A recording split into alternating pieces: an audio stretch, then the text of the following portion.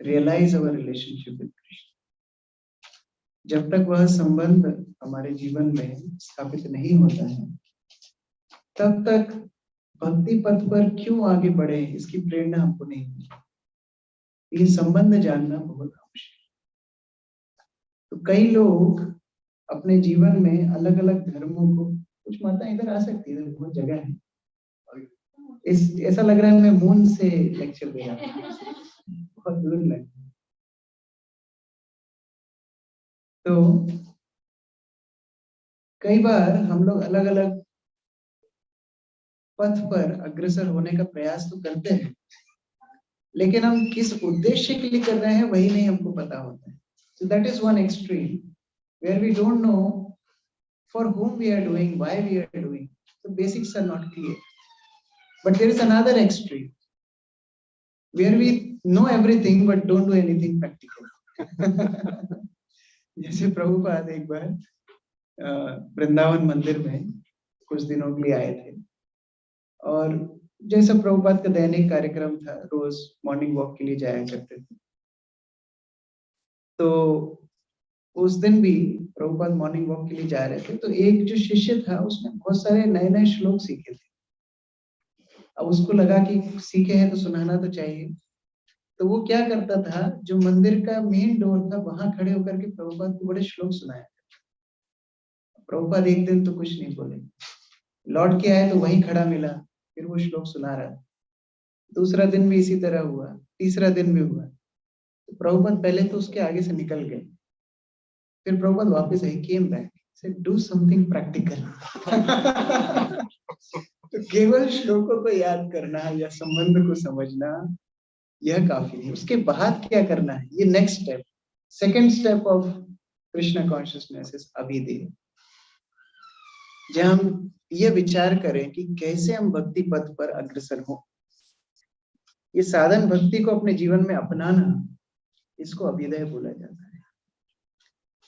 चैतन्य चेतावनी में बताया है, वेद शास्त्र कहे संबंध अभिधेय प्रयोजन, कृष्ण कृष्ण भक्ति प्रेम यही तीन धन। तो ये तीनों का वर्णन किया गया है, संबंध अभिधेय प्रयोजन। और ये क्या क्या देते हैं, तीनों के अपने अपने प्रोडक्ट्स हैं। संबंध gives connection to Krishna, अभिधेय कृष्ण भक्ति, एंड प्रयोजन प्रेम। तो ये तीन महाधन हमारी भक्ति में हमको आवश्यक है। हर कोई अपने जीवन में समृद्ध होना चाहता है। Everyone wants to be prosperous in their life. तो ये वास्तविक धन क्या है, कृष्ण भक्ति। भक्ति योग, भक्ति योग, भक्ति यही धन, भक्ति कृष्ण नाम स्मरण क्रंदन। वास्तविक धन क्या है, the real treasure is bhakti, and bhakti means krishna naam smarana kranda, chanting Krishna's name, remembering him. This process, sadhan bhakti, is abhideya. This is real wealth of a devotee. And what is the result of this bhakti? I'm feeling little cold. So what is the result of this bhakti?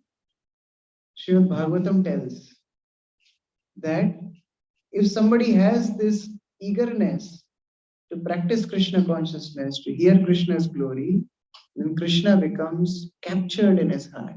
Avaruddhate. We can conquer the unconquerable. We can capture him who is Swarat. Bhagavatam first verse says he is Swarat. And third verse says, the second verse says, you can avaruddhate, you can capture that Swarat by eagerness to hear, by eagerness to practice Krishna consciousness. So there is a beautiful story of Surdas. जैसा कि हमको पता है, सूरदास जन्म से देख नहीं सकते। सूरदास जब वृंदावन में रहते थे तो कृष्ण उनको कई बार मदद करने आते थे, अभिज्ञ रूप से, अज्ञात रूप से। और सूरदास रोज कृष्ण को अलग अलग पद गा करके सुनाते थे। He wrote more than 10,000 songs in glorification of Krishna. रोजाना सुनाते। एक दिन बहुत रात हो गई, वो अपने स्थान को वापस जा रहे थे, टटोलते टटोलते कैसे एक अंधा व्यक्ति कैसे चलता है, इस तरह चलने का प्रयास कर रहे थे। तो कुछ दूर पर एक गड्ढा था, अब उधर थोड़ा और आगे चलते तो शायद गिर जाते। तो एक लड़के ने आकर के उनका हाथ पकड़ा, बोले बाबा इधर आगे मत जाइए, इधर गड्ढा। सूरदास बोलते बहुत बहुत धन्यवाद, आपने मुझे बचाया। आपका नाम क्या है? अभी बालक बोल ही नहीं रहा है। कौन से गांव से हो? मैं तो सबको जानता हूँ। माँ बाप का नाम बताओ। बोल नहीं रहे, क्योंकि वो तो साक्षात भगवान खुद थे, कैसे बताएंगे, चुपचाप थे। तो हाथ छुड़ा करके जाने लगे। सूरदास बोलते हैं, हाथ छुड़ावत जात हो निर्बल जानी मोहन, हृदय छोड़कर जाओगे सबल मानोगे तुम। हाथ छुड़ाकर जाने में तुम्हारा ताकत दिखा रहे हो, ये असली ताकत नहीं है। तो हृदय से चले जाओगे तब मानूंगा तुम कितने शक्तिशाली। ये भक्ति में शक्ति है, captures lord in heart. So when we practise Krishna consciousness we should have this faith कि किस प्रकार यह भक्ति सर्वश्रेष्ठ है। बाकी पथ में हम भगवान से मांगते हैं या हम भगवान को ही बांध लेते हैं, यह अंतर है। लोग धर्म का अनुशीलन क्यों करते हैं? अर्थ काम मोक्ष के लिए। ये रियलिटी है। प्रभुपाद भागवत के तात्पर्य में बोलते हैं, people follow religion for their own sense gratification. और इसको समझने के लिए बहुत बड़ा दिमाग साइंस नहीं चाहिए, सरल सिद्धांत है। लोग कौन से मंदिर में जाते हैं? कौन सा मंदिर ज्यादा फेमस होता है? जहाँ मन्नत पूरी होती है। जो मन्नत पूरी नहीं होगी मंदिर क्यों जाएंगे? दूसरे मंदिर में जाएंगे। तो धर्म का अनुशीलन होता है अर्थ उपार्जन के लिए। अच्छा, जब अर्थ आ जाता है तब क्या होता है? फिर प्लानिंग शुरू होती है कि मैं इस पैसे का करूंगा क्या। तो फिर काम वासनाएं पूर्ण करने में आदमी लग जाता है। तो धर्म अर्थ काम ये एक दूसरे से कनेक्टेड है। यद्यपि प्रभुपाद ने उसकी परिभाषा धर्म की दी है, ऑक्यूपेशनल ड्यूटी, हमारी प्रवृत्तियों के अनुसार जब वृत्तियों का प्रयोजन लगाते हैं, काम लगाते हैं। लेकिन अगर सैद्धांतिक रूप से धर्म भी देखें, जो धर्म का भी अनुशीलन कर रहे हैं लोग, किसके लिए कर रहे हैं? इंद्रिय तृप्ति के लिए, भुक्ति कामी है। वो धर्म अनुशीलन नहीं कर रहे हैं, they are after sense gratification. जैसे एक बार छोटे छोटे बच्चे आरती कर रहे थे, माता पिता ने बोला अरे इतने संस्कार इनमें कब से आ गए, लोग आरती करने लगे। पास में जाके देखो फोटो तो दिख नहीं रहा है, किसकी आरती कर रहे हैं? बच्चों से पूछा आप आरती किसकी कर रहे हो? बोले हम चीटी देवी की आरती कर रहे हैं। चीटी देवी ये कौन सी नई देवी आ गई? देखिए चीटी बड़ी काम की चीज है, आपको मालूम नहीं क्यों? तो मम्मी हमसे छुपा के सब मिठाइयाँ रखती है, चीटी हमको बता देगी, इसलिए हम चीटी की आराधना करते। और यही सिद्धांत लागू होता है सबके ऊपर।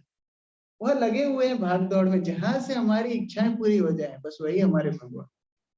ये वास्तविक भक्ति नहीं है, ये बिजनेस है। और जिस प्रकार से लोगों को लगता है कि हम भगवान को शोषण कर लेंगे, भगवान भी उनको चीट कर देते हैं, है ना। एक चीटर को दूसरा चीटर मिलता है। जैसे एक स्थान पर एक होटल वाला था, रेस्टोरेंट पर्सन, सो सबको चूना लगाता था। जो लोग थोड़ा बहुत चूटा छोड़ के चले जाते थे, अंदर जाके उसको रिसाइकिल करके फिर परोस देता था। तो लोगों को ये बात पता लगी कि चीटर है। तो दो लड़कों ने डिसाइड किया कि इसको हम मजा चखाएंगे। एक रामू और एक श्यामू, दोनों पहुंच गए रेस्टोरेंट। दोनों ने बढ़िया भरपेट खाना खाया, अलग अलग टेबल पे दोनों बैठे थे। दोनों का बिल आया, हम काउंटर में जाके पेमेंट करेंगे। दोनों आकर के काउंटर में खड़े हो गए। अब रामू बोलने लगा मैं तो पैसे दे दिया आपको। कब दिया आपने पैसे? बोले आपको 500 रुपए दिया। तो दोनों की लड़ाई होने लगी। बोले नहीं दिया, आपको तो 500 रुपए दिया मैंने। बोले नहीं दिया। दोनों लड़ने लगे। ये श्यामू जो था बोले हाँ ये दुकानदार सच बोल रहा है, तुम झूठ बोल रहे हो, तुमने 500 रुपए नहीं दिया। दुकान बोलते हाँ तुम सही आदमी हो। बोले लेकिन आपकी लड़ाई में वो मत बोलना मैंने 2000 का नोट दिया था। रेस्टोरेंट वाले बाप रे, ये तो आदमी सही बोल रहा है, झूठ तो नहीं बोल रहा है। उसने निकाल के 1500 रुपए दे दिए। बोलते अच्छा इसके भी 500 मैं पेमेंट कर देता हूँ। 500 करके 1000 रुपए प्रॉफिट लेकर के। तो जो आदमी चीट करने के लिए आता है वो खुद ही चीटिंग हो जाता है। Cheaters and cheated, Prabhupada used to say, if we have that intention of cheating, then we'll get another cheater who is there to cheat us. हमको सस्ता माल चाहिए तो फिर एक ऐसा व्यक्ति हमको मिल जाएगा जो हमको चीट करने के लिए तैयार है। लोग बोलते हैं हमको नियम मत बताओ, आप आपके जो भी पथ है नियम हटा दो, आने दो, खाने दो, बढ़िया हम डांस करके जाएंगे, कीर्तन में मजे लेंगे। नियम वगैरह जैसे ही 4 नियम बताए वैसे ही हम फोन ब्लॉक कर देंगे। ये सस्ता माल जिनको चाहिए उनके लिए सस्ते गुरु बाजार में अवेलेबल। लेकिन जब भक्ति के पथ पे हम जाते हैं तो ये भक्ति की कामना से हमको ऊपर उठना है। हमको चैतन्य महाप्रभु के नियम याद रखना है, ना धनम, ना जनम, ना सुंदर, कविता व जगदीश का। हम अलग अलग जगहों पर जाते हैं, वहां आरतियों में मैं किसी का आलोचना नहीं कर रहा हूँ, लेकिन just to make us think कि हम क्या मांग रहे हैं भगवान से। सुख संपत्ति घर आवे, कष्ट मिटे तन का। क्या वास्तव में इसी के लिए भगवान है? भगवान के पास जाकर ही तो भक्त मांगेगा, उसमें कोई दोष नहीं। लेकिन क्या हमारा स्तर इतना ही रहना चाहिए, कभी इससे बढ़ना नहीं चाहिए? चैतन्य महाप्रभु सिखाते हैं, ना धनम ना जनम। मानो हमारा कोई मित्र है, मित्र हमसे मदद मांग सकता है, लेकिन जब भी फोन लगाता है यही बोलता है, तेरी गाड़ी दे दे, तेरा फोन दे दे, मेरा ये खत्म हो गया वो दे दे, एक सिलेंडर दे दे। तो अब क्यों बाद में उसको फोन उठाना बंद कर? भाई कम से कम कभी तो हालचाल पूछने के लिए फोन लगाओ, हमेशा ही मांगने के लिए फोन लगाते हैं। उसी तरह भगवान से मांगना बुरा नहीं, लेकिन क्या हमेशा ये मांगते ही रहेंगे क्या? हमारा स्तर बढ़ना चाहिए। We should increase our level. This is pure devotional service of Chaitanya Mahaprabhu. He's starting with na dhanam, I don't want wealth. Na janam, I don't want followers. Na sundarim, I don't want sense gratification in form of women. I only want your devotional service. And that too, janma janmanishwari, life after life. That means I don't want liberation also. If you want me to be in material world, I am happy in material. If you want me to go to spiritual world, I'll go there. Whatever you want me to keep, I am ready. ये भक्ति की परिकाष्ठा है। श्रील प्रभुपाद कभी कभी मजाक में बोलते थे, भक्तों को इतना विश्वास होना चाहिए, भगवान जो करते हैं अच्छा करते हैं। प्रभुपाद बोलते थे, if your spouse, if your wife is a devotee, then you will advance. If your wife is not devotee, you will become pure devotee. क्योंकि अब इतना परेशान करेगी, अब झक मार के शुद्ध भक्त बनना ही पड़ेगा। प्रभुपाद बोलते थे, my wife never supported me, I became pure devotee.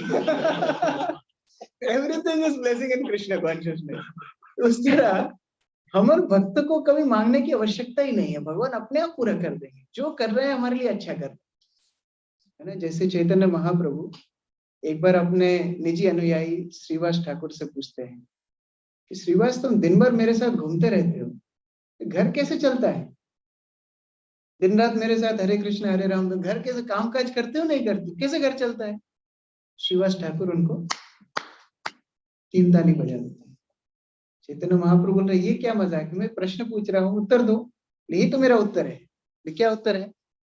बोले, यदि पहले दिन मेरे घर में कोई खाने पीने नहीं होगा तो मैं फास्टिंग करूंगा, दूसरे दिन नहीं होगा तो मैं फास्टिंग करूंगा, तीसरे दिन नहीं होगा तो भी मैं फास्टिंग करूंगा, यदि 3 दिन एक्सीड किया तो आपके नाम से सुसाइड नोट लिख के डूब जाऊंगा। कि अगर मैं मरूंगा तो किसका आलोचना होगी? आपके ऊपर। इनके साथ ही दिन भर घूमता था, इसलिए घर में कुछ खाने के लिए नहीं था, बेचारे ने सुसाइड कर दिया, तभी आपका हेडेक है मेरे को पालन करना। तो भक्तों को भगवान से मांगने की आवश्यकता ही नहीं है। इसका मतलब ये नहीं कि हमको आलसी बन जाना है। इस सिद्धांत का अभिप्राय है, we are dependent on God, we do our duties, but we don't unnecessarily run for sense gratification. It's a difference. There's a difference between needs and wants. Devotee never go for wants. He just serves Krishna, and he has full confidence that Krishna will take care of. So he's not into bhakti. And when he does like that, Krishna gives himself in return. जब भगवान श्री रामचंद्र अपनी लीलाओं में बहुत सुंदर सुंदर भक्तों के साथ आदान प्रदान करते हैं, जंगल में जाते हैं, गंगा पार करना चाहते हैं, केवट से उनकी भेंट होती है। केवट भगवान राम को नाव में बिठा करके नदी पार कराता है। जैसे नदी के छोर पर पहुंचने वाले होते हैं, सीता माता अपनी अंगूठी निकाल के राम के हाथ में कि आप केवट को दे दो, पत्नी का धर्म है पति को सहायता करना। तो राम जी तैयार हो जाते हैं, वो अंगूठी केवट को देंगे। जैसे केवट के हाथ में रखते हैं, केवट बोलते हैं, ये क्या है? बोले, आपने हमारी मदद की, हम उसके लिए आप बोले ऐसे सस्ते बिजनेस हम नहीं करते हैं। बोले हमने आपको नदी पार कराई, ठीक है, हमारा काम हमने किया, अब आपको भी हमको पार कराना है, भौतिक संसार हमको पार करा, देना हो तो दीजिए जन्म जन्म का साथ, ये सस्ती अंगूठी देके हमारा मत हटाइए हम। तो भक्त भक्ति के अनुशीलन में ये सिद्धांत को समझता है कि हमको सस्ते प्रलोभनों से भगवान को नहीं तोड़ना है। कह रहे मैंने भगवान से इतना कुछ मांगा, आज तक कुछ दिया नहीं, क्या फायदा भक्ति करने, यह भक्ति नहीं है। भक्ति को निस्वार्थ होना पड़े। फिर दूसरी स्टेज आती है कर्म कांड की, ये भक्ति कांड, उसके बाद कर्म कांड। व्यक्ति सोचता है कि मेरा कर्म ही मेरी पूजा है, बहुत प्रचलित है, लोग बोलते हैं work is worship, very good, terrorist have their own work, is that worship? If we see in this world, one man's food is another man's poison. हर व्यक्ति सोचता है मैं बीमार नहीं पड़ूं, डॉक्टर सोचता है बीमार पड़ेंगे तभी तो मेरी दुकान चले, है ना। किसान सोच रहा है बिन मौसम बरसात ना हो, छाता बेचने वाला सोचता है कि हमेशा ही बरसात होता रहे, मेरी छाता बिकते रहे। सो हम कैसे सोचेंगे कि कौन सा कर्म पूजा है? हर व्यक्ति तो दूसरे आदमी का शोषण करना चाहता है। जैसे एक बार एक साइकेट्रिस्ट ने बड़ा सा हॉस्पिटल खोला, इन्वेस्टमेंट लोन वोन लेके 3-4 मंजिल की बिल्डिंग बनाई। अब वो बैठ गया अपने काउंटर, लोग आते थे, लेकिन इतना अच्छा साइकेट्रिस्ट बेचारा, एक बार काउंसलिंग करता आदमी सही हो जाता, कभी ज्यादा लोग नहीं आ रहे हैं। तो एक माता आई, उसके पास आकर के बोलती है डॉक्टर साहब मेरे को बहुत बहुत नेगेटिव विचार आते हैं, थोड़ी आप मदद कीजिए। तो कैसे नेगेटिव विचार आते हैं? बोली मैं जो कहीं जाती हूँ नेगेटिव बात सोचती हूँ। बोली कैसे? तो देखो अब आपने इतना बड़ा हॉस्पिटल खोला, लोन लिया, कोई आ नहीं रहा है, आपका दीवार निकल गया तो क्या होगा? वो साइकेट्रिस्ट बेचारा डिप्रेशन में चला गया। इस तरीके से वन मैन फूड और अदर मैन पॉइजन कैसे निर्धारित करेंगे work is worship? Work is not worship, service is worship. हमारे कर्म जब भगवान से संलग्न होंगे, भगवान से युक्त होंगे, तभी तो वो वर्शिप बनेगा। नहीं तो हम दूसरे के शोषण को वर्शिप बता करके अपनी इंद्र तृप्ति करना चाहते हैं। ये भक्ति ना करने के बहाने हैं और कुछ नहीं। हम लोग कभी भी गीता में ये नहीं सीखे हैं वर्क इज वर्शिप। कोई बता दे एक बार खोल कर, भगवान बोले कर्मण्यवाधिकारस्ते, उसका मतलब भी लोगों को नहीं पता, और वो भी उतना ही बोलते हैं कर्मण्यवाधिकारस्ते, आगे क्या है वो मालूम नहीं। माँ फलेषु कदाचन, वो बात ही नहीं करना चाहते। कर्म करने का अधिकार आपको है, फल का नहीं। तो फल का मतलब क्या है? फल का मतलब है, मानो आप पेड़ लगा रहे हैं, पेड़ लगाने का अधिकार आपको है, फल का अधिकार नहीं। इसका मतलब क्या है? वो पेड़ आपका नहीं है। जिस तरह हम माली रखते हैं, क्या माली ये बोल सकता है मैंने ये गार्डन बनाया है, मैं सारे फूल तोड़ के लेके जाऊंगा? मानो आपने घर बनाया है, फर्नीचर वाले को बुलाया, फर्नीचर बना के वो लेकर के जा रहा है। अरे क्यों, आप क्यों लेकर के जा रहे हो? मैंने तो बनाया, मेरा फर्नीचर, मैं लेके जा रहा हूँ। नहीं नहीं, ये आपका फर्नीचर नहीं है, आपको हमने अपॉइंट किया था फर्नीचर बनाने के। इसी तरह भगवान ने हमको अलग अलग कर्म में रखा है। उस कर्म को करने का मतलब ये नहीं उसका फल भी हम खाएंगे, नहीं, वो मालिक के लिए है, वो भगवान के लिए। We are only there on Krishna's instruction, on God's instruction that we have to do our duty. That is karma kand. But उसको इंद्रिय तृप्ति का साधन मान लिया। This is called pious materialist. वो दिखता है बड़ा धार्मिक, लेकिन वो है मटेरियलिस्ट। जैसे 6वें स्कंद में हम लोग चित्रकेतु की कथा सुन रहे हैं। चित्रकेतु क्या करते हैं? अंगिरा ऋषि उनके गुरु आते हैं, उनको बोलते हैं हमारी संतान नहीं। अंगिरा ऋषि उनको बहुत समझाते हैं, देखो आपको जो कुछ मिला है भगवान ने सही दिया है, आप उसमें संतुष्ट रहिए। नहीं नहीं, हमको संतान चाहिए। और उसके चलते अंगिरा ऋषि से वरदान ले लिया। अंगिरा ऋषि ने समझाया, देखो आपको इससे शोक भी मिलेगा, हर्ष भी मिलेगा, इसका नाम होगा हर्ष शोक। कोई बात नहीं, आप तो दे दीजिए बस। तो बोले ठीक है, ले लीजिए। बाद में क्या हुआ आप जानते हैं, मतलब पुत्र हुआ, बहुत खुश हो गए, बाकी रानियों ने विष दे करके पुत्र को मार दिया। तो इस प्रकार से जब हम अपने कर्म को इंद्रिय तृप्ति से संलग्न करते हैं, तो फिर उसका रिजल्ट वह नहीं आएगा जो भक्ति का रिजल्ट है। फिर उसके रिजल्ट के लिए भी तैयार रही, जो आप ऑर्डर करेंगे वही प्रोडक्ट आने वाला है। जिस प्रकार से हम कर्म बंधन को अपनी इंद्रिय तृप्ति का साधन मान रहे हैं, तो रिएक्शन भी वैसे ही आने वाला है। लेकिन जब कर्म भगवान से संबंधित होता है, तो फिर भगवान उनकी जिम्मेदारी लेते हैं। हम लोग पहले भी उस दिन चर्चा कर रहे हैं, अर्जुन और दुर्योधन दोनों ही तो कर्म कर रहे हैं। लेकिन एक को हम पूजा करते हैं, एक को हम बिल्कुल पसंद नहीं करते। क्यों? क्योंकि एक कृष्ण के लिए कर्म कर रहा है, एक अपने लिए कर रहा है। यह अंतर हमको समझना है। ये भक्ति में हम प्रयत्नशील होते हैं, इतना कार्य करते हैं, भक्त तो ज्यादा मेहनत करते हैं। प्रभुपाद से एक बार एक रिपोर्टर ने पूछा कि you people don't work? Prabhupada said, we work more than you. Wake up so early in morning, full day we work more than you. But वो कर्म में और कर्मियों के कर्म में क्या अंतर है? उनका कर्म बंधन का कार्य, लेकिन यह जो कर्म है, कृष्ण संबंधी कर्म है, वह जीवात्मा को हमेशा हमेशा के लिए मुक्त कर देता है, आनंद प्रदान करता है। तो उस प्रकार से हमको देखना है कि भगवान कर्म कांड की कभी भी संस्तुति नहीं की है। Krishna never appreciated karma kanda. We see in Krishna leela, Krishna stopped Indra's worship. We were discussing in car that day that Indra is supposed to do his duty. For him, you don't need to do extra endeavor कि हाँ भाई हम special पूजा करेंगे तो देवता हमसे खुश रहेंगे। ये कर्म कांड इतना अंदर तक हमारे चला गया है, भक्त बनने के बाद भी डर लगता है, अरे ये देवी को नाराज नहीं, कुलगुरु ये वो, उसके बाद भी डर लगता है। बहुत सारे व्रत चलते आ रहे हैं, पता नहीं कहाँ से चलते आ रहे हैं, उनको फॉलो हम करते हैं। एक भारत में बहुत फेमस है संतोषी व्रत।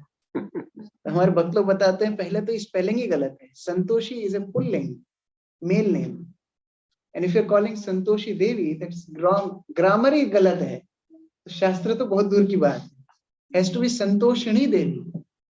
So anyway, we will not go in that detail. But thing is, Krishna himself stopped Brajvasis that you can't do this karma kanda thing here. Stop it. If you really want to do your work. If you do your work, you'll get the results. अच्छा, worship करना है, worship Govardhan. In Lord Ramchandra's incarnation also we see Ramchandra came in Treta Yuga, and Yuga Dharma of Treta Yuga was Yajna. And we know how Ramchandra went with Vishwamitra and he saved his Yajna, everything, right? Same Ramchandra, why he sent monkeys and Lakshman to destroy Meghnad's Yajna? Meghnath का यज्ञ भंग करने के लिए भेजा नहीं भेजा? जो राम यज्ञ की सुरक्षा करने के लिए, धर्म स्थापना करने के लिए आए, वो यज्ञ ध्वंस करने के लिए क्यों बोले? क्योंकि क्रिया भेद है। यज्ञ बाहर से एक जैसे ही दिख रहा है, लेकिन एक यज्ञ विश्वामित्र का था जन कल्याण के लिए, भगवान की प्रसन्नता की। मेघनाथ का यज्ञ था धर्म के विरुद्ध। तो हर कर्म पूजा नहीं होता है, ये हमको समझना है। चैतन्य महाप्रभु की लीला से भी हम देखते हैं, चैतन्य महाप्रभु ने तो बहुत ही विरोध किया। जब चैतन्य महाप्रभु ने अवतार लिया था तो नवद्वीप में लोग इतना कर्म कांड में घुस गए थे, शास्त्रों से निकालते थे कुत्ता बिल्लियों की पूजा कैसे करते हैं, कुत्ता बिल्लियों की शादी कैसे कराना है, और बड़ा महोत्सव होता था, कैसे पूजा शादी होगी, कैसे लंगड़ बैठेगा, वो सब पहले अरेंजमेंट होता था। और ये देख करके अद्वैत आचार्य ने माथा पकड़ लिया, अरे बाप, ये शास्त्रों को लेख करके इस प्रकार का इस्तेमाल कर रहे हैं। Pray to lord, my dear lord, now you have to come, we can't solve this problem, you have to descend. Then Lord Chaitanya descended and he ended everything. His prominent devotee Advaita Acharya showed this with his own example. जब अपने श्राद्ध कर्म कर रहे थे और प्रथम श्राद्ध कर्म का भोग ब्राह्मण को दिया जाता है, लेकिन उन्होंने हरिदास ठाकुर को दिया। Haridas Thakur was born in a Muslim family. ब्राह्मण ने बोला, अरे आप कैसे दूसरे धर्म के व्यक्ति को खिला रहे हो? अद्वैत आचार्य ने बोला, चुपचाप बैठो, हमको मालूम है हम क्या कर रहे हैं। ब्राह्मण वो होता है जो शास्त्र को जानता है, लेकिन वैष्णव वो होता है जो शास्त्र का पालन करता है। दोनों में अंतर है। ब्राह्मण अच्छा है जो शास्त्र को जानता है, बात सुनता है, भगवान क्या बोल रहे हैं, लेकिन वैष्णव एक स्टेप हायर है, वो जानता भी है, मानता भी है, करता भी है। Haridas Thakur apparently Muslim family but is pure devotee of Lord, तो उनको अग्र भाग दिया श्राद्ध में। अभी के लिए भी अगर ऐसा कोई करे तो इट्स ए बिग स्टेप। 500 साल पहले तो कितना बड़ा स्टेप होगा। तो क्या क्रांतिकारी विचारधारा नहीं है जहां कर्म कांड को रोका गया? इसको भी हमको समझना है। कर्म कांड से ऊपर उठ के भक्ति करना है। Then next deviation comes is jnana kanda. ज्ञान कांड, if technically we see, it's for depressed people. Those who are fed up with material world, they want to just get rid of this material. जैसे कभी कभी क्या होता है, कोई टीनेज में लड़के किसी लड़की से प्रेम कर बैठे, जब वो डिच कर देती है तो वो सोचते अभी मैं शादी करूंगा ही नहीं। ये ज्ञानियों की हालत है। ज्ञानियों को लगता है पूरा भौतिक संसार में दुखी क्लेश है, संबंधों में क्लेश है, हर शरीर में व्याधि है, तो भगवान भी निराकार ही होना चाहिए, भगवान के साथ भी संबंध नहीं होना चाहिए। इस प्रकार से वो लोग सोचते हैं मुक्त हो जाए, हम बस हवा बन जाए, हम बस प्रकाश में विलीन हो जाए। इस प्रकार मायावाद का खंडन भी चैतन्य महाप्रभु ने आकर के किया। एक दिन चैतन्य महाप्रभु मिट्टी खाने, तो उनकी माता आकर के बोलती बेटा तुम मिट्टी क्यों खाते हो? तो माता क्या अंतर है, मिट्टी से अनाज उगता है, अनाज बनाकर पका करके आप मुझे खिलाती हो, तो मिट्टी अनाज से आता है, अनाज मिट्टी से आता है, तो मैं डायरेक्ट मिट्टी खा रहा हूँ, अंतर क्या है? एक ही तो है सब कुछ, everything is one, all is one. माता बोलती नहीं नहीं बेटा, मिट्टी अलग है, मिट्टी से अनाज अलग है, कैसे एक है? तो माता को चैतन्य महाप्रभु बोलते फिर आप क्यों बोलती भगवान निराकार है, सब कुछ एक कैसे हो सकता है? भगवान का रूप अलग है, हमारा रूप अलग है, हमारा जड़ रूप है, भगवान का रूप अलग है, मिट्टी और अन्न में अंतर होता है। तो बचपन से जो बच्चा घुटनों पे चल रहा हो वो मायावाद का खंडन कर रहे हैं माँ, क्योंकि ज्ञान कांड से कभी भी भक्ति लाभ नहीं हो सकती। लोग सोचते हैं बहुत बड़े स्कॉलर बन जाएंगे, इसका मतलब हम बहुत बड़े भक्त हैं। चैतन्य महाप्रभु से बड़ा स्कॉलर कौन था? Who was greater scholar than Chaitanya Mahaprabhu? He would catch some people on street and ask them, can you tell me what is day or night? Person will say it's night. Then Chaitanya Mahaprabhu would prove from scriptures and logics that it's not night, it's day. And they have to believe that it's day. And when they believe it's day, then he will again prove that no, it's night. They become confused, this person. And he wrote, Chaitanya Mahaprabhu wrote a special commentary on Nyaya Shastra. One day his friend Raghunath, they both were on the boat. And Chaitanya Mahaprabhu was sitting with him. So this Raghunath told that I wrote one commentary on Nyaya Shastra. Chaitanya Mahaprabhu said, you wrote one commentary, I also wrote one commentary. Would you like to see? Raghunath said, yes, please show. So Chaitanya Mahaprabhu showed him original manuscript of his book, his commentary on Nyaya Shastra. When Raghunath read it, so impressed, he started to cry. Chaitanya Mahaprabhu said, why are you crying? It's not emotional novel, it's Nyaya Shastra. He said, I am crying because you wrote it so nicely. Nobody is going to read my commentary on Nyaya Shastra. Chaitanya Mahaprabhu said, oh, this is your lamentation? Chaitanya Mahaprabhu took his original manuscript of Nyaya Shastra and put in Ganges. Till now, we don't have access to that. Raghunath's Nyaya Shastra is still available in Bengal. But tell me, who is worshipping Raghunath? Anybody worshipping Raghunath? But in the middle of desert, Gauneta is standing. So bhakti is shreshta than gyan. What else proof we need? चैतन्य महापुरुष स्वयं अपने उदाहरण से बताया, उनसे बड़ा पंडित कौन था? लेकिन सब छोड़ करके हरे कृष्ण कृष्ण कृष्ण हरे हरे, हरे राम राम राम। चैतन्य महाप्रभु अनपढ़ होते तो हम मानते ठीक है, उनको कुछ आता नहीं था इसलिए वो हरे कृष्ण महामंत्र सिखा करते। जिस व्यक्ति को शास्त्रों का इतना निपुण ज्ञान हो, वह व्यक्ति क्या बोलता है? गुरु मोरे मूर्ख देखी करी लो शास्त्र। मेरे गुरु महाराज ने मुझे मूर्ख देखा, बोले वेदांत पढ़ने का तुम्हारा अधिकार नहीं है, you chant Hare Krishna. So established that bhakti is greater than gyan. So how can we think that gyan will satisfy us?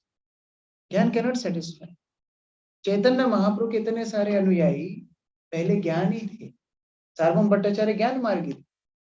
Chaitanya Mahaprabhu को 7 दिन बिठाया, बोले नया नया सन्यासी इतना सुंदर दिखता है, सो कोई पकड़ के लेके जाएगा, थोड़ा मैं इनको ट्रेन करता हूँ। सार्वभौम Bhattacharya for 7 days continuously speaking about Nyaya Shastra, Vedanta, Vedas, different things. And Chaitanya Mahaprabhu is not responding at all. No who, na ha, nothing.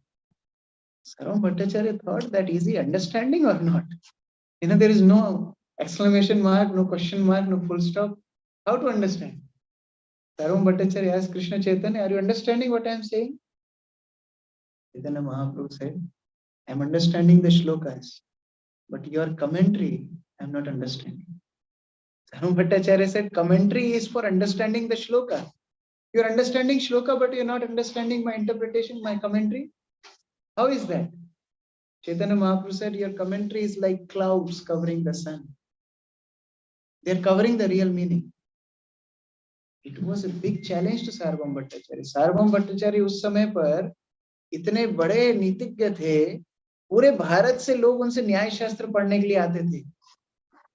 और ऐसे व्यक्ति, जगन्नाथपुरी के हेड प्रीस्ट, ऐसे व्यक्ति को ये बोलना कि आपकी जो व्याख्या है बेकार है, इससे हमारा और कंफ्यूजन हो रहा है, इससे अच्छा तो हम श्लोक ही समझ रहे. It was a big insult. He became angry. He said, "What do you think? You know better? Tell me."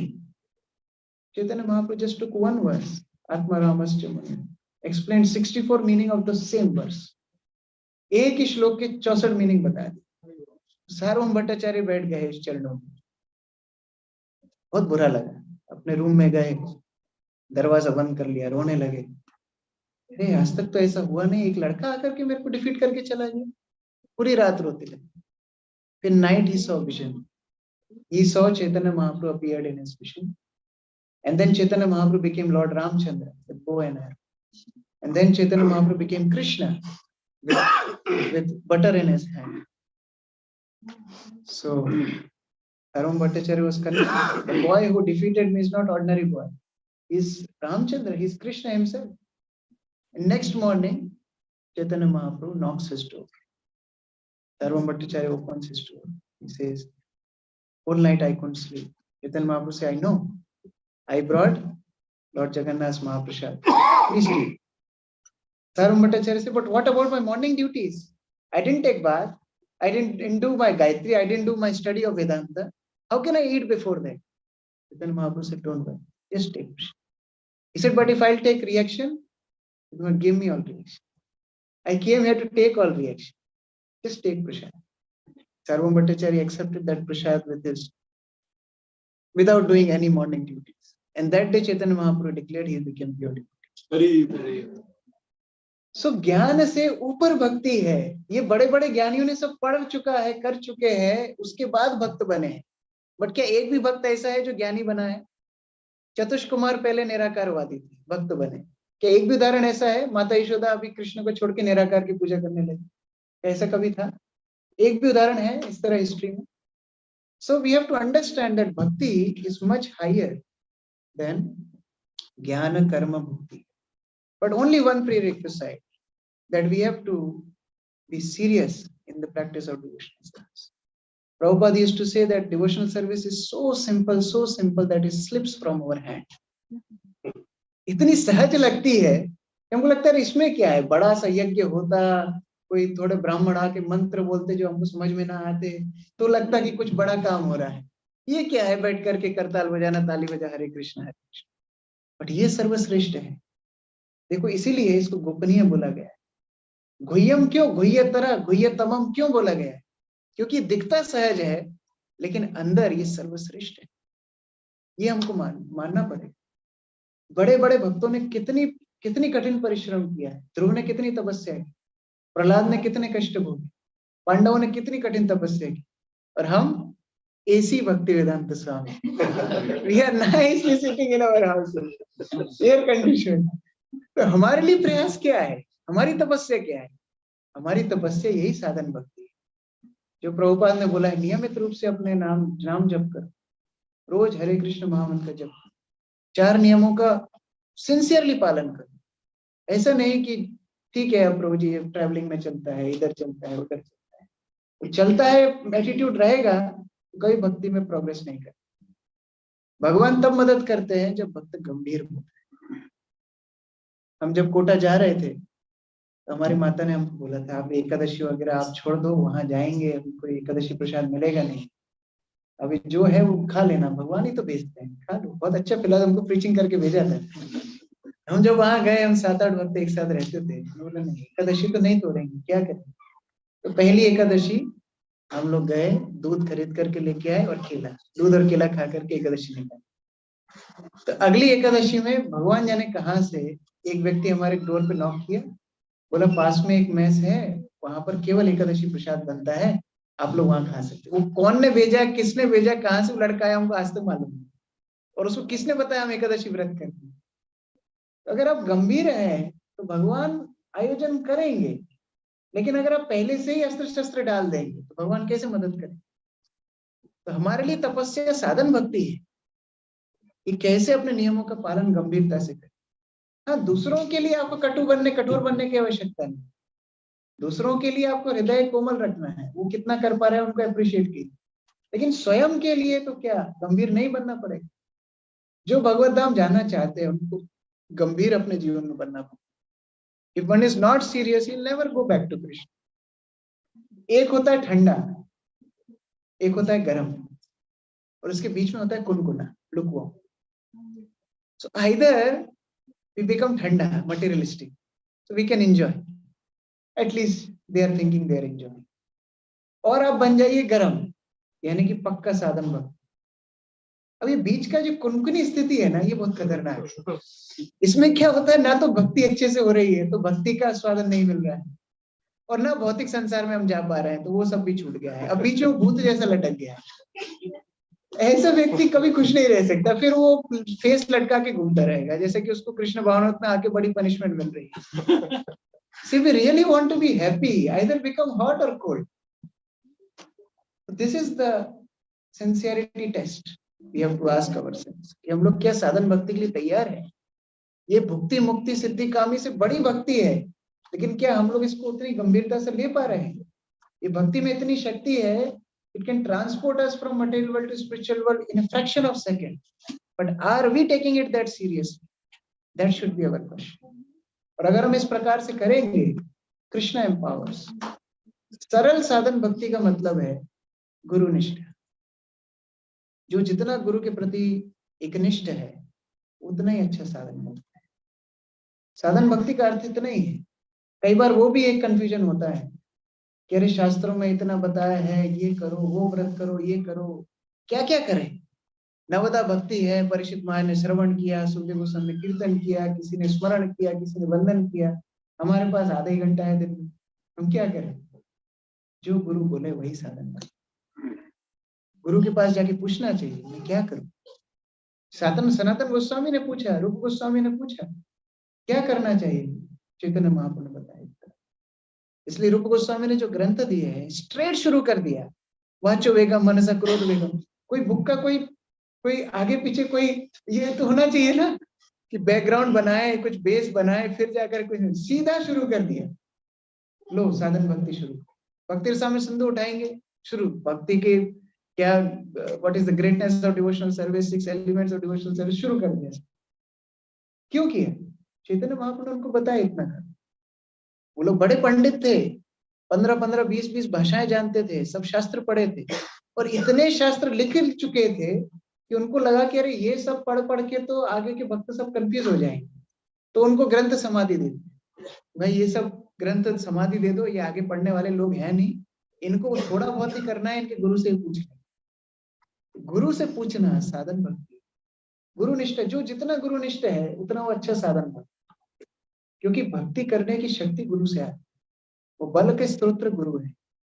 तो अगर हम अभिधेय का एक लाइन में उत्तर दे कि अभिधेय क्या है, गुरु भक्ति ही अभिधेय। आज मैं एक प्रवचन देख रहा था, बहुत सुंदर रूप से महाराज बता रहे, हमारी परंपरा देखिए, भगवान के सामने सुबह आते हैं, क्या गाते हैं? वंदे गुरु श्री चरण। सब मंदिरों में, वृंदावन जाएंगे, अलग अलग मंदिरों में भगवान का गुणगान सुबह होता है, राधा रानी का गुणगान होता है, कृष्ण का गुणगान होता है, देवी देवताओं के मंदिर में जाए उनका गुणगान होता है। ये गौड़ी परंपरा कितनी अनोखी है। हम भगवान के सामने आकर के वंदे गुरु श्री चरण। भगवान को भी पता है ये लोग मेरी पूजा नहीं करेंगे, ये गुरु की पूजा करें। फिर आगे श्रृंगार आरती में जाएंगे, 3 मिनट का गोविंदम आदि पुरुषम, आधे घंटे की गुरु पूजा। तो हम क्या सिद्धांत हमारी परंपरा सिखा रही है?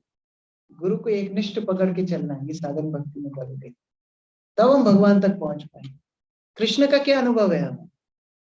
कृष्ण का क्या अनुभव है? Krishna is just a theoretical subject for us, but guru is standing in front of us. He can catch our ear, he can tell you are doing mistake. गुरु को पालन, मदन मोहन, राधा श्याम सुंदर सबको ही अच्छे लगते। क्यों? आप कुछ भी कीजिए वो मुस्कुराते रहेंगे, कुछ भी कीजिए, आप भोग लगाइए मत लगाइए, उन्हें मुस्कुराते रहेंगे। लेकिन गुरु क्या ऐसे करेंगे? गुरु कान पकड़ लेंगे। साधन भक्ति का मतलब है गुरु की आज्ञा पालन। मैं जनक निवास प्रभु का एक प्रवचन सुन रहा था, बहुत मुझे प्रेरणा देता है। वो बोलते हैं कि जब माया का आपका आमना सामना हो जाए, एकदम प्रत्यक्ष रूप से माया आपके सामने है, आपकी कोई बैड हैबिट, आपके कोई अनर्थ एकदम सामने खड़े हुए हैं, आपको अभी चपेट करके नीचे डाल देंगे, तब क्या करना चाहिए? चन्नेवास प्रभु ने बोला गुरु का नाम लेना चाहिए। क्यों? भगवान का नाम लेंगे, भगवान परमात्मा रूप से बैठे। परमात्मा क्या करते हैं? उपदृष्टा अनुमंता, जाओ करो, at your parking at your own risk, आप करो, कर्म भोगो। लेकिन गुरु का नाम लेंगे, गुरु याद आ जाए। मैंने नियम लिया है, यज्ञ के सामने प्रतिज्ञा, भगवान के सामने प्रतिज्ञा ली है, मैं नियमों का पालन करूंगा, कैसे तोड़ सकता हूँ? गुरु, he comes in between the free will of jiva. Krishna never interferes in free will of jiva. He will never do that. The spiritual master will do that.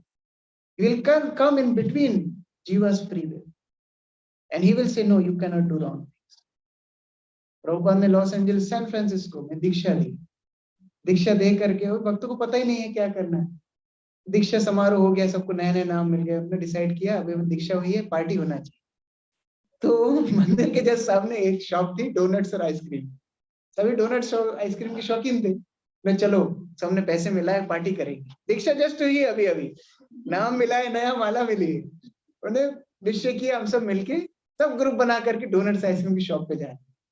जब वहां पहुंचे, स्तंभित रह गए, आश्चर्यचकित रहे। क्यों? प्रभुपाद पहले से वहां खड़े। Prabhupada, I knew you all will come here, go back to temple. ये गुरु होते हैं, वो हमारी फ्री विल के बीच में आ जाते हैं। तो अगर साधन भक्ति ठीक से करना है, गुरु के एक निष्ठ सेवा, यस्य देवे परा भक्ति। भक्ति तो सभी कर रहे हैं, कोई नरम गरम चेतन। भागवत में 81 प्रकार की भक्ति बताई, तमोगुण, रजोगुण, कितना कुछ भक्ति है। दक्ष की भक्ति भी भक्ति थी, भगवान शिव को अपराध कर दिया, कितना कुछ कर दिया, फिर भी वो भक्ति कैटेगरी में आ रहा है। तो भक्ति बहुत लोग कर रहे हैं, बट परा भक्ति यदि करना है, यस्य देवे परा भक्ति, तब गुरु को उस प्रकार सम्मान देना जिस तरह कृष्ण को सम्मान है, तब साधन भक्ति के फल वास्तविकता में हमको उपलब्ध होंगे और गुरु हमको कृष्ण तक लेकर के जाए। उस प्रकार अभिधेय का हमारे जीवन में बहुत महत्वपूर्ण अंग है। हम लोग ये स्टेप बाय स्टेप आगे बढ़े, अपने संबंध को समझें, प्रभुपाद की पुस्तकें नियमित रूप से पढ़ें, और जिस प्रकार उन्होंने रास्ता बताया उसको पकड़ करके आगे चलेंगे तो एक दिन प्रयोजन तक भी पहुंच जाएंगे। गुरु महाराज बोला करते थे, one fine morning you will find yourself in spiritual life. You just have to sit in the boat of Srila Prabhupada one fine morning or one afternoon. Gop Kumar reached in afternoon. So one afternoon we will find ourselves in Golok. Hare Krishna. Srila Prabhupada ki jai, Ved Bhaktivinoda ki jai, Brahma Mata Gaudiya Shishya Parampara ki jai, Gaur Premanande. Hare Krishna. Any question? किसी का कोई प्रश्न है? हम लोग आपके साथ कल प्रयोजन पे पहुंचे। मैं तो बोल रहा हूँ, कोई साक्षात्कार नहीं है। बोलने में और समझने में बहुत अंतर है। Any questions? प्रभु जी, 5 महीने के पहले मैं थोड़ा ठंड था, अभी तो मेरा दिन अभी अभी शुरू हुआ।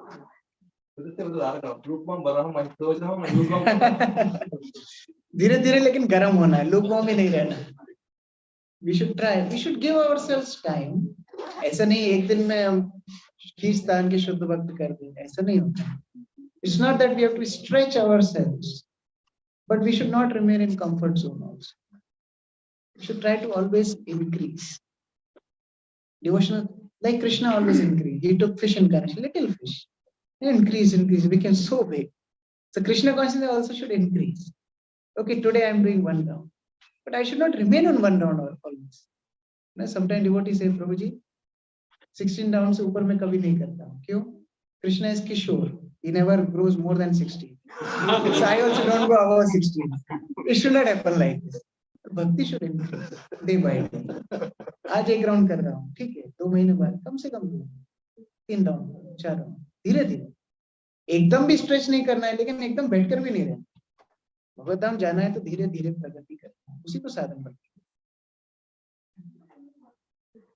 Any other question?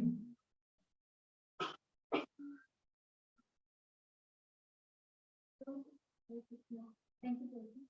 This prayer is the last prayer, the fruit of Vidya. That is experienced only after going back to the Lord. No. Good news. We can have prayojan here also. क्योंकि भक्ति बाह्य स्थिति पे कभी भी निर्भर नहीं. राधा रानी क्या भौतिक संसार में नहीं थी? भौतिक संसार में तो थी. क्या द्वादश महाजन भौतिक संसार में नहीं थे? चैतन्य महाप्रभु के सारे अनुयायी के भौतिक संसार में नहीं. तो whenever Lord does his pastimes, there are two kind of associates. One are eternal associates who come with him. Another associates are who he reclaimed from material, and they experience that prema. Was Srila Prabhupada not in material world? But is there a shadow of doubt that he was a pure devotee and experiencing Prayojan? So we have to understand that even in this life we can experience. But it all depends on how much we are surrendered to spiritual master and how much spiritual master thinks us fit for it. Today, if we get Krishna Prem and we can't handle it, spiritual master will not give like that. He will only give to appropriate person. Yes, he can handle Krishna Prem. तो थोड़ा जब ज्यादा होता है तो फिर हम साक्षी मेला दिखाते हुए घूमते हैं. देखो मैंने आज 64 माला किया है. तो कृष्ण प्रेम मिल जाएगा तो हमारा अहंकार कहाँ चला जाएगा. इसलिए गुरु टेस्ट करते हैं. Is qualified or not, then he gives. There are 4 kinds of people who come in Krishna project. So how do we bucket these 4 in these 3 categories? Is there a way that we can link? See, these 4 are just on sambandha level. They are just trying to connect with Krishna. All the 4. All 4. They're trying to connect with Krishna. But when they start devotional service, they come to Abhidhamma. Like it's like admission. So you take admission in nursing. But after taking admission, somebody pass, somebody fail. Like that. So how much they are practicing? Some just get temporary results and they leave. You know, some person failed 5 times in first study. He say, I don't want to study, I'll do business. Somebody they leave in between. So like that. But Abhidaya means when they start to progress, they start to follow sadhana bhakti, they realize their relationship, they act as per their relationship. That is it.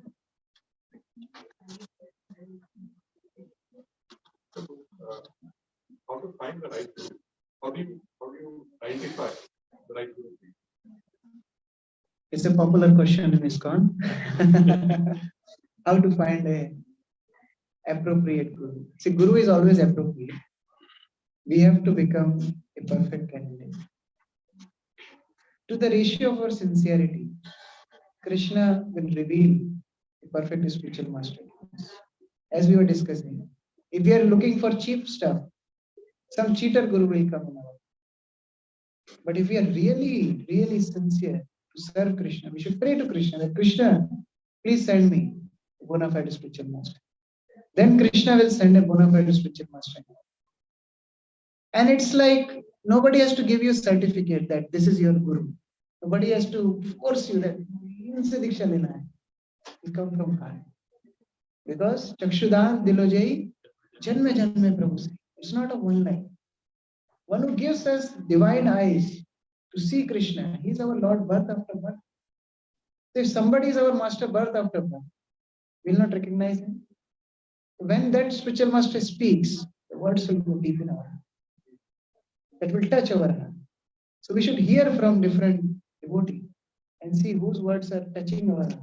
It should not be based on external things. Oh, I like his way of dressing. I like his way of singing. Or he pats my back every time he comes to Guru. No. This should not be the consideration for selection.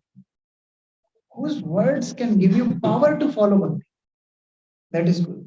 That if one time he tells that you practice Krishna consciousness, you get inspiration to follow it. So many times we heard it. But Guru's words give inspiration. That is Bala. That is Balaram. That is the representative of Balaram. वो जब एक बार बोल देंगे, जो काम सालों से नहीं हो रहा था हो जाएगा. जैसे एक बार एक सन्यासी एक बेस में गए, तो बेस में शॉर्ट नोटिस पे 15 मिनट में हमारे, तो बच्चे तैयारी करने लगे, तो कई रोप्स लगी थी धोती कुर्ता सुखाने.